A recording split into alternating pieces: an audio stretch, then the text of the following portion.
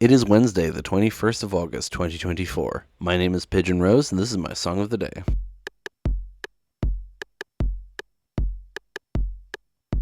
Today we're talking about a band called Band of Horses, and they are... I'm stuttering now because I'm trying to think of an equestrian joke, but it's not happening. They are a band who I have not listened to much of, as is often the case here. I've listened to the album this song is from, which is their very first album, Everything All the Time, 2006, the seventh track of which we're talking about today, The Funeral. This is definitely their best known song because it's in fucking everything. It's in a lot of TV and movies. I first heard it in the video game Skate, and recently I've been playing some Tony Hawk games again, so a lot of skateboarding game soundtracks are in my head, and I saw this on my short list and I was like, hell yeah, fuck yeah, I love that song. Let's go with that. So we're talking about it today. This is one I always loved in that game. It's kind of different than I would have expected because I was so used to the Tony Hawk soundtracks being like mostly hip-hop, ska, and punk with occasional metal. And then like the later games introduce some other various things like Johnny Cash and Frank Sinatra and The Doors. But the Skate soundtracks were like always more diverse, more kind of like, they felt more old school, I feel like, but they also had modern stuff like this and kind of slower. It's not really a proggy song, but like, I mean, what does Wikipedia define this song as actually? Indie rock. That's helpful, thank you. Yeah, but like this kind of thing, you wouldn't hear this song in a Tony Hawk game really, at least not an early one. And so this is always one that stuck with me from the soundtrack because of the way it sounds. Anyway, we're going to go listen to it now and then come back in a few minutes and talk about it.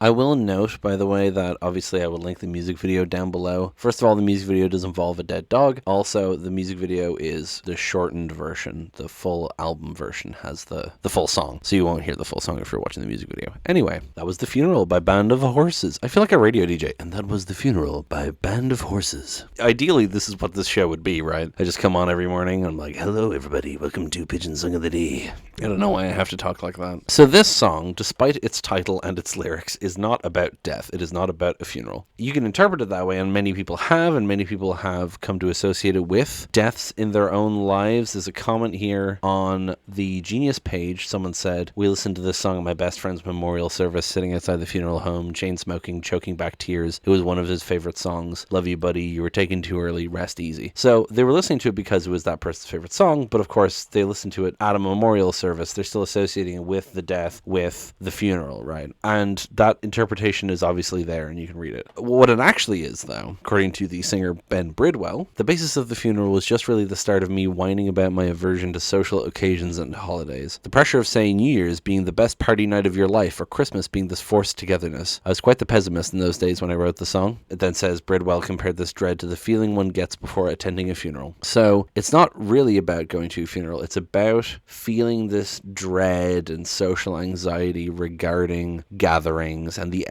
societal expectation, how you're supposed to act and how you're supposed to feel at these things, and how it's the same sort of dread that you get when you're going to a funeral. I think that's a really interesting way to look at it, and certainly a relatable concept. So let's look at the lyrics here. I'm coming up only to hold you under, and coming up only to show you wrong, and to know you is hard, we wonder, to know you all wrong. We won. This is why the lyrics are open to interpretation, because they're quite cryptic, and a lot of people read this bit as like talking about drug addiction, because every fucking song is about drug addiction according to some people, or it could be about like a loved one who has died, right? You know, to know you is hard, we wonder, to know you all wrong. Like the idea of not knowing, realizing you don't really know someone that well when they die, you could tie in there. I don't know how you can tie this bit in to the social anxiety interpretation. Some people are also have also said that this song sounds like it's about regretting times past and previous actions, and so you'd also think of it not necessarily as grieving a death, but grieving the loss of a friendship or like missing someone, you know what I mean? Really too late to call, so we wait for morning. To wake you is all we got, but to know me is hardly golden, is to know me all wrong, they warn. So someone does point out the kind of double entendre of morning could also be morning with a U. But yeah, to know me is hardly golden, is to know me all wrong, which is an interesting lyric here of like, knowing me is not entirely perfect is wrong, which I think is an interesting, it's an interesting thing to say. You'd think it'd be the other way around, like, you know, I'm not perfect, that is wrong.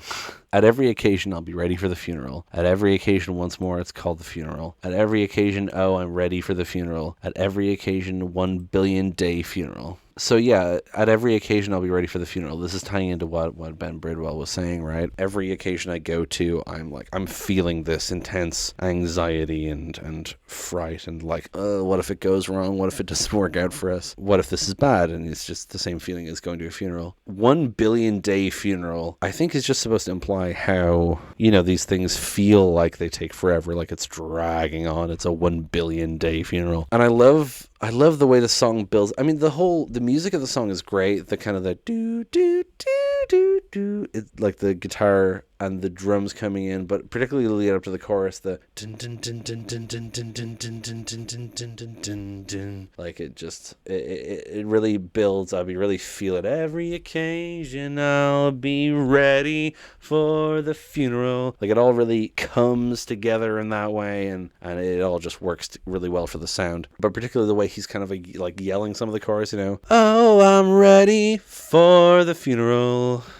I just love the progression of the song. 1 billion day funeral. And then we get, I'm coming up only to show you down for, and coming up only to show you wrong. To the outside, the dead leaves, they own the lawn, for they died and had trees to hang thereupon. I see people interpreting this, comparing it to the idea of trees being associated with suicide, the biblical imagery, Dante's Inferno imagery, for they died and had trees to hang thereupon. But I mean, it's talking about dead leaves.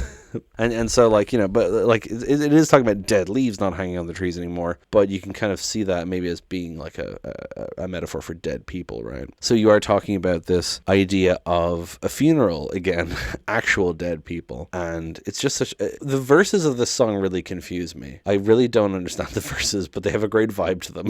And then we get the final, every occasion I'll be ready for the funeral. It's the whole same chorus again, but I do love, like I said, about the progression of the singing, how he's like just 1 billion day funeral, and then the way it kind of like, there's just the instrumental, like I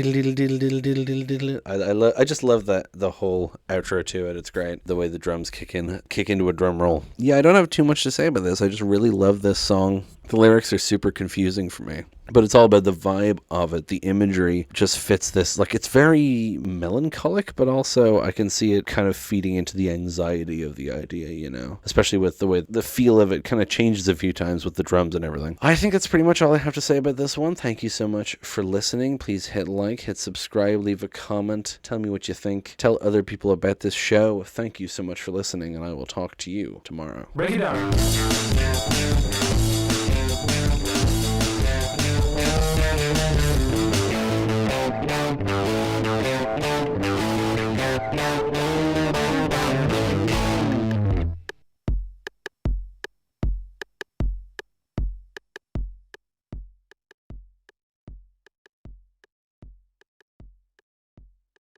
I'm feeling this intense anxiety and fright and like, what if it goes wrong? What if it doesn't end well?